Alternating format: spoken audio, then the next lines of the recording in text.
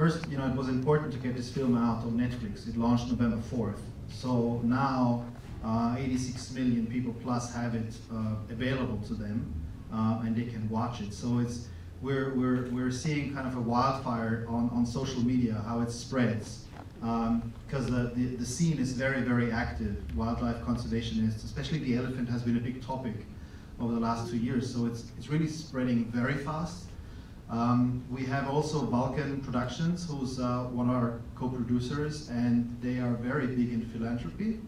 And they're pushing the movie out, and they have this whole action plan on screenings around the world, raising awareness and pushing this film out. And we had a great screening at the White House on October 20th, which was attended by 150 people, and it was, you know, amazing. Chief of Staff was there, U.S. Fish and Wildlife, I mean, Undersecretary of State, like really high-level people. And they came to us and said, we want to have this film all across Africa. Let's start with the embassies and pushing it out through the U.S. embassies and having hosted screenings where the politicians of the countries come and see the film. So all this is now starting and launching, and we're super excited about it. So, you know, we have a big road ahead. It's not over, it's the beginning now. And another question about the subjects that you found that you were able to get deeply embedded with. Can you talk about how you came to find them all and how you were able to develop this rapport with them, that they trusted you to have you in these really secret spaces and dangerous spaces with them? Well, I mean, it was about a year's worth of development on this. A long time to get trust and to meet people and once we had their trust, in a way, they said, you can follow us, but you can never ever slow us down in what we do or hinder us in any way or make us repeat anything. Like everything had to be real. Like they told us straight out, we're no actors. We have a job to do. We're after these people. This is a dangerous situation. We'll be arresting people. If you get in our way, that will be your last day of shooting with us. So No pressure. Yeah, it was intense pressure, and for us it was, okay, a promise we made to them and said, okay, we will never slow you down. But for a filmmaker, that is a nightmare because how do you do that? You know, if you're trying to achieve a story arc and everything. So one way of the help we got in some way was from technology. So we had an arsenal of different cameras with us, from a very tiny spy cam to GoPros, but you know, also infrared and thermal imagery, and all the way up to like a big camera, a cinema camera. So we could use the most appropriate tool to not slow anyone down. So when they said we will go in for a big raid, you know, we tried to rig these people as quickly as possible with cameras so we could just get what we can get. So there was this one bust in Lusaka where we used 13 different cameras because they gave us about 20 minutes. So 3 of us were kind of like rigging people with cameras on their glasses and buttons and GoPro and so forth to capture what we could. And many times these things went wrong.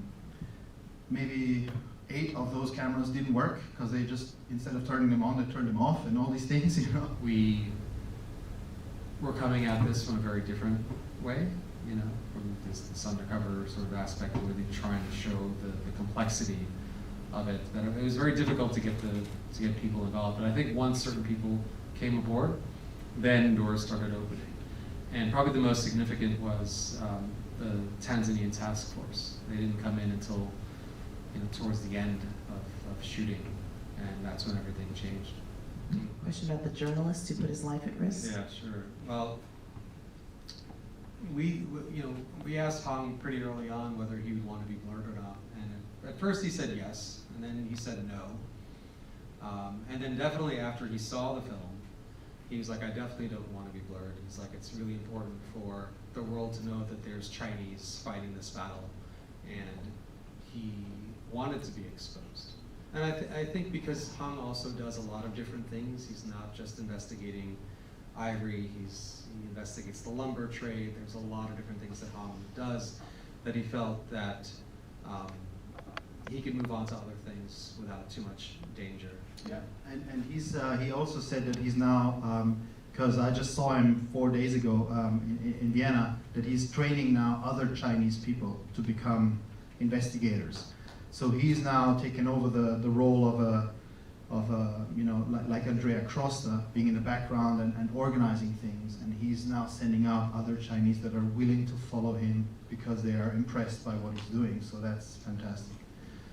It's very, very powerful. I also want to say that it's quite special. The two daughters of Elsie van Gogh are here today, and they actually live in the States. And I want to just welcome them and say, amazing thing your dad is doing. He's out there right now.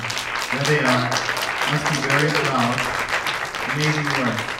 And if I just can add, the social media part is super important. Like what we see now, how this film is spreading through like people who care about wildlife. Of course, they pay more attention to it. But this film really needs to spread amongst, you know, common like people who never cared about elephants before or something. It has to just get out. And Netflix is a great way for people to watch it at any time, 24 hours a day. They can just access it, and that's what we need, is just people get on Facebook and so forth and get the message out to as many people as possible. And also to say that they shouldn't be afraid to watch the film, because as you saw, no elephant got killed on screen, and we hear it at every screening. People almost don't show up because they're afraid, oh my God, it's kind of, you know, be a slaughter of elephants and bloody and all gory and so forth.